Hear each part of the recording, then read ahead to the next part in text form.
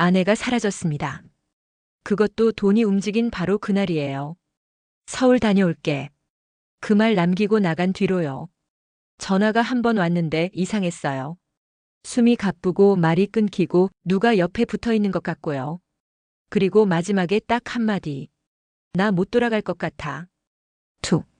끊겼습니다. 그 뒤로 핸드폰 전원은 꺼져 있고요. 보증금은 현금으로 받아갔다는 얘기까지 들려요. 이 조합이요. 사고여도 무섭고 도망이어도 무섭고 누가 끼어 있어도 무서운 상황이죠.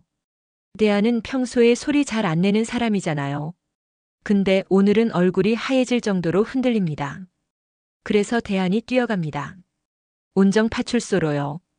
근데요. 파출소 분위기가 대안 마음만큼 절박하지가 않아요. 대안이 다급하게 설명해도요. 경찰들은 먼저 이렇게 말합니다.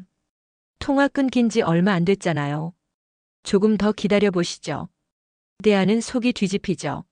아니, 기다리라고요? 사람이 불안할 땐요. 3분도 길잖아요. 하물며 돈까지 얽힌 연락 두절인데요. 대안은 최대한 차분하게 다시 정리합니다. 현금 수령. 이상한 통화. 갑자기 떠난다는 말. 전원 꺼짐. 그리고요.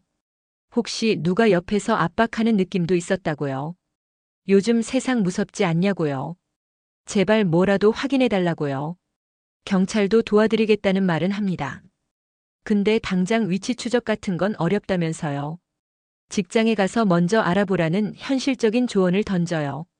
대안은 그 말이 고맙지 않습니다. 지금 대안이 원하는 건 조언이 아니라요. 즉시 확인이거든요. 결국 대안은 파출소를 나옵니다. 이제는 본인이 직접 뛰는 수밖에 없다는 얼굴로요. 그리고요. 같은 시간. 세리 쪽에서도 전화 한 통이 불씨를 키웁니다. 세리는 원래도 말이 빠르고 감정이 앞서는 편이잖아요. 근데 오늘은 그 감정이 불안으로 확 튑니다. 명품 렌탈샵에서 연락이 온 거예요. 빌린 물건이 아직 반납이 안 됐다고요. 분명 집에 있어야 할 건데요. 집엔 없고 업체는 오늘 안에 처리해달라면서 압박을 합니다. 세리 머리에 번개처럼 스치는 생각이 있어요. 혹시 지호 아빠가? 왜냐면요. 그 집에 드나들 일이 있었고요. 누군가가 챙겨서 들고 나가야만 사라질 물건이거든요. 문제는요. 이 생각이 입 밖으로 튀어나오는 타이밍이 최악이었다는 겁니다. 아이 앞에서요. 가족 앞에서요. 세리가 말해버립니다. 지호 아빠가 가져간 거 아니야? 그 순간 공기가 확 얼어붙습니다. 동숙이 전화를 받았는데요. 동숙 얼굴이 제일 먼저 굳어요. 그 말 지금 하면 안 되는데. 동숙은 애써 웃으면서 막습니다. 아이 귀에 들어가면요. 아이가 아빠를 어떻게 보겠냐는 거죠. 근데 가족들은 거기서 더 크게 폭발합니다. 제대로 확인도 안 하고 애 앞에서 그런 말을 꺼내냐고요. 출장일 수도 있고요. 현장이라 전화가 꺼졌을 수도 있고요. 별일 아닐 수도 있는데요. 왜 먼저 사람을 몰아세우냐는 겁니다. 세리는 억울하죠. 집에서 아무리 찾아도 없고요. 연락도 안 되고요. 업체는 다그치고요. 그럼 자기는 지금 누구를 믿고 버티냐는 얼굴이에요. 또 사고 친 거 아니냐? 어디 팔아먹고 문제 만든 거 아니냐? 그런 말까지 튀어나오면서요. 동숙은 숨이 턱 막힙니다. 아니라고 믿고 싶은데요. 전원이 꺼진 연결음이 계속 머리를 때려요. 그리고 동숙은요. 그 말다툼 속에서 더 무서워집니다. 세리가 괜히 의심한 게 아니라는 걸요. 자기도 어딘가에서 이미 느끼고 있었거든요. 그 사이 대안은요. 희경을 찾으러 혼자 뛰기 시작합니다. 희경이 일하던 곳으로 달려가요. 문 열고 들어가자마자 묻습니다. 희경 씨 지금 어디 있냐고요? 근데 돌아오는 대답이 너무 차갑고 단순해요. 희경은 이미 그만뒀다는 거예요. 그것도 갑자기요. 사장님 말이 더 충격입니다. 희경이 자격증 따자마자 일을 그만두길래요. 아, 미용실 새로 차리려나 보다 하고 넘겼다는 거죠. 대안은 그 순간 머리가 띵해져요. 학원 간다. 공부하러 간다. 그 시간들이요. 사실은 전부 다른 준비였던 건가 싶어서요. 그동안 나한테 뭘 숨긴 거지? 내가 뭘 잘못했나? 대안은 결국 자신을 탓하는 단계까지 갑니다. 그리고 대안을 더 불안하게 만드는 건요. 희경이 그만둔 뒤 동선에 대해 아는 사람이 거의 없다는 점이에요. 갑자기 끊고요. 갑자기 사라졌다. 이 말이요. 사람 하나가 통째로 사라지는 느낌이잖아요. 한편 동숙 쪽은요. 여기서부터는 더 크게 터집니다. 동숙이 남편 그러니까 지호 아빠가 일하던 곳으로 직접 찾아가죠. 그런데 그곳에서 듣는 말이 더 충격이에요. 무단 결근. 연락 두절. 그것도 모자라서요. 판매용 새 물건이 몽땅 사라졌다는 얘기까지 듣습니다. CCTV도 확인했대요. 어젯밤에 와서요. 싹 챙겨 나갔다고요. 여기서 퍼즐이 딱 맞춰집니다. 사라진 명품. 사라진 매장 물건. 전원이 꺼진 휴대폰. 그리고 돈. 이건요.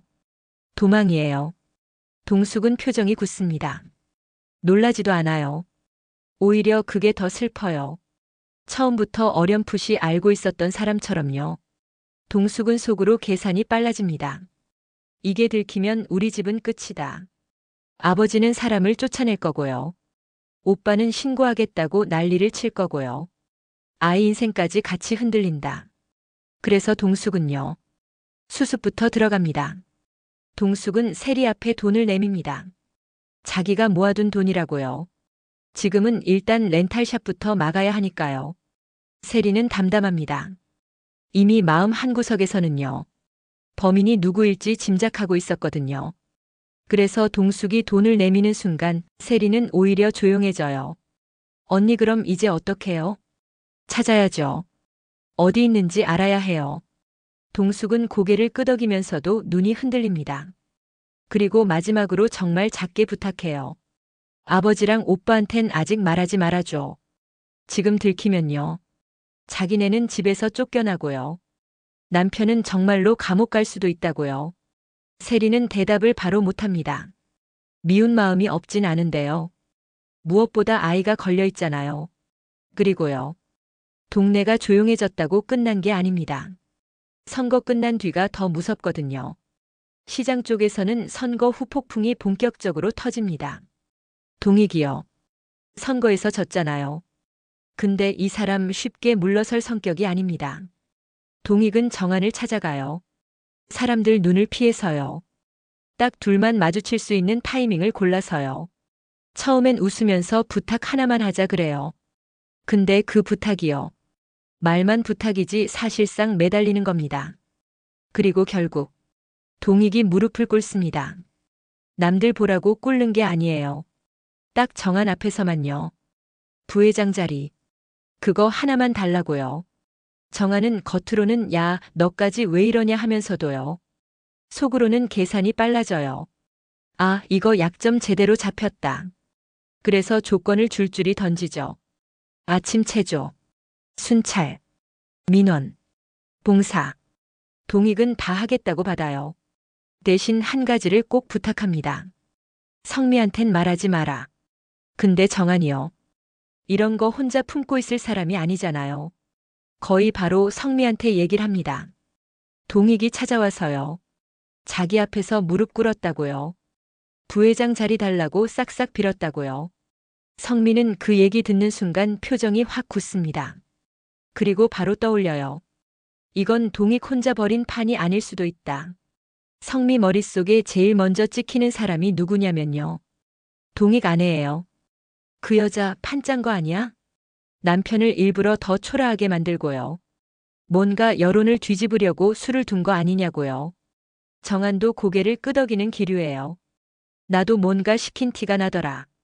혼자 결정한 사람 같지가 않아. 이 얘기가요. 이후 시장판을 보는 성미의 눈을 완전히 바꿔버립니다. 그래서 성미는 아들한테도 단단히 선을 긋게 만들죠. 너 동익 아들이랑 주아가 같은 회사인 거 알고 있었어? 아들은 이미 알고 있었다고 해요. 근데 성미는 그게 너무 불편합니다. 원수처럼 얽힌 집안인데요. 아이들까지 같은 회사에서 엮인다? 좋게 볼 어른이 없잖아요. 성미는 딱 잘라 말합니다. 그 집 사람들과는 선을 그으라고요. 처신 잘하라고요. 근데 세상 일이요. 선 긋는다고 선이 생기나요? 사람 마음이 더 문제죠. 자, 여기서요. 회사 워크숍 장면으로 넘어갑니다. 이번 워크숍이요. 힐링이라기보다 거의 노동이에요. 현비는 신이 났습니다. 도시에선 체험농장 예약하고요. 장화 빌리고요. 호미 빌리고요. 별짓을 다 해야 겨우 감자 하나 캔다. 근데 여긴 리얼이다. 현지다. 로컬 푸드다. 말이 끝이 없어요. 주아는 속으로 한숨이 나죠. 저 사람 왜 저렇게 말이 많아졌지? 그래도 둘은 같이 움직입니다. 반일하고요. 재료 다듬고요.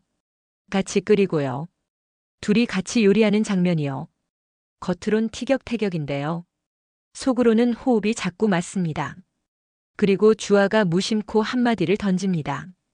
저를 예전부터 알던 사람처럼 대하시는 것 같아요. 현비는 웃으며 넘기는데요. 눈빛이 잠깐 흔들립니다.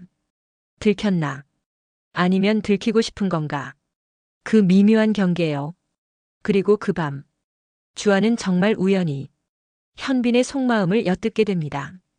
현빈이 조용히 털어놔요. 자기는 원래 밝은 사람이 아니었다고요. 예전엔 너무 힘들어서 매일 울었다고요. 그때 자기에게 손을 내민 사람이 있었고요. 그 사람이 딱 이렇게 말해줬대요. 어른들 탓이라고.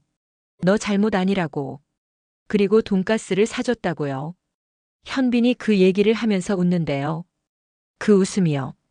밝아서가 아니라 그 기억이 너무 소중해서 웃는 느낌입니다. 현빈은 그때 결심했대요. 다시는 울지 않겠다. 반드시 행복해져서요. 언젠가 다시 그 사람을 만나면요. 잘 살았다는 칭찬을 듣고 싶다고요. 주아는 그 말을 듣는 순간 심장이 철렁 내려앉습니다. 그 사람 설마나? 주아는 그제야 확신해요. 그때 그 아이가 나였구나. 한편 대안은요. 희경을 찾으러 뛰어다닌 사실을 숨깁니다. 직원들한테는요. 몸살이 왔다. 집안일이 있다. 그럴듯한 핑계를 대요. 진짜 속내를 들키면요. 병원도 가족도 체면도 한꺼번에 무너질까 봐요. 그리고 그날 밤 동숙은 술에 취합니다. 취한 동숙이 길에서 대안을 마주치죠. 그리고 무심하게 너무 잔인한 말을 툭 던집니다. 희경에게 다른 남자가 있는 것 같다고요. 달달한 말투로 통화하는 걸 들었다고요. 대안은 딱 잘라 부정합니다. 말 함부로 하지 마라. 희경은 그런 사람이 아니라고요. 근데요. 그 부정이요. 확신이라기보다 붙잡는 말처럼 들릴 때가 있잖아요. 대안이 딱 그 상태예요. 술 기운까지 겹치니까 마음이 더 뒤집힙니다. 그리고 결국요. 대안이 술 기운을 빌려 참았던 걸 터뜨려 버립니다.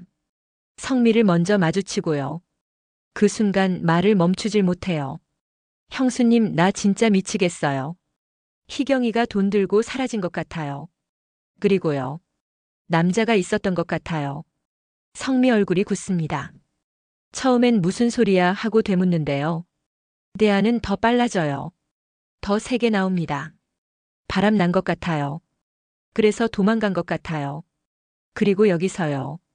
이 말이 성미만 들은 게 아닙니다. 바로 그때 선혜가 그 근처에 있었던 거예요. 들릴 듯 말 듯한 거리에서요. 대안의 마지막 한마디가 선의 귀에 꽂힙니다. 선혜는 걸음을 딱 멈춥니다. 표정이 굳고요. 숨이 잠깐 멎는 것처럼요. 성미도 그제야 선의 시선을 느끼고요. 대안에게 목소리를 낮추라고 일단 들어가자고 붙잡습니다. 근데 이미 늦었죠. 선혜는 들어야 할 말을 들어버린 상태니까요. 대안은 그제야 정신이 번쩍 들었다가요. 얼굴이 새하얘집니다. 아, 내가 지금 뭘 한 거지? 그리고요. 여기서 무서운 건 말이 아니라 움직임입니다. 선혜는 아무 말도 안 해요. 대신 그 자리에서 조용히 방향을 틀어요. 마치 누굴 찾아가려는 사람처럼요. 성미도요. 이 순간 확신합니다. 이건 술주정이 아니라요. 진짜로 뭔가가 터졌다는 신호라는 걸요. 게다가 희경은 이미 사라졌고요. 돈은 움직였고요. 핸드폰은 꺼져 있고요. 동숙 남편은 매장 물건까지 싹 들고 사라졌잖아요. 그러니까 다음 화는요.